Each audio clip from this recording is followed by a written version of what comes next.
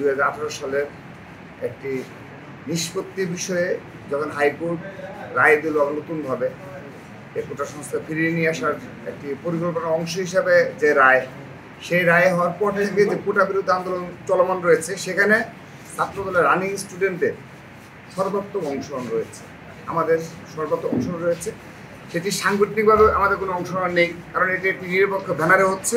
আমরাও চাচ্ছি যে এটা একটা অরাজনৈতিক প্ল্যাটফর্ম গড়ে উঠেছে, সেই অরাজনৈতিক প্ল্যাটফর্মেই এই কোটা বিরোধী আন্দোলনটি চলমান থাকুক, সেটি আমাদের প্রত্যাশা রয়েছে।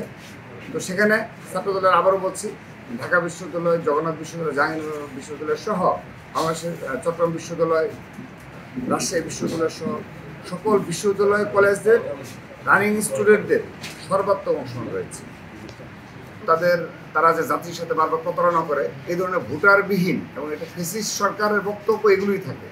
প্রতিনিয়ত মিথ্যাচার কাকে বলে, এবং এই আপনি যদি লক্ষ্য করে থাকবেন যে সাধারণ শিক্ষার্থীরা বলেন, সাধারণ জনগণ বলেন, এই আওয়ামী লীগের শুধু ওবায়দুল কাদের নয়, আরও যে নেতৃবৃন্দ রয়েছেন, যে মিডিয়ার সামনে যে তারা যে প্রতিনিয়ত মিথ্যাচারগুলো করে থাকে, সেগুলো সম্পর্কে ছাত্র সমাজ এবং সাধারণ জনগণ অবগত রয়েছে।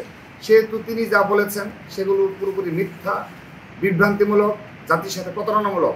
তারা ইতিমধ্যে এই কোটা সংস্কারের একটা নিষ্পত্তি বিষয়কে তারা আবারও সামনে নিয়ে এসে এবং একটা গভীর ষড়যন্ত্রের অংশ হিসেবে সামনে নিয়ে এসেছে।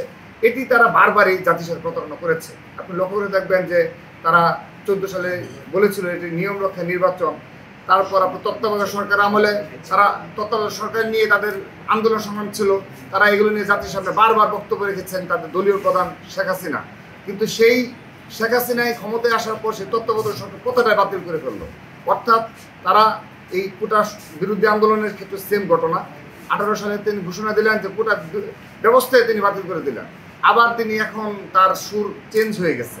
এটির মূল কারণ হলো, যখন আপনি একটু অবৈধভাবে অর্থাৎ ভোটারবিহীন সরকারে থাকে, তখন এই প্রবলেমগুলো ক্রিয়েট হয়। তো বাংলাদেশে এখন মূল সমস্যাটাই হলো এই ভোটারবিহীন এই অবৈধ সরকার। তো একইভাবে এই কোটা বিরুদ্ধে আন্দোলনের সেম, তিনি তখন চাপে পড়েছিলেন, তিনি মানতে বাধ্য হয়েছিলেন। সাধারণ শিক্ষার্থীদের আন্দোলনের টুপের মুখে তিনি বাধ্য হয়েছিলেন, এক প্রকার বাধ্য হতে।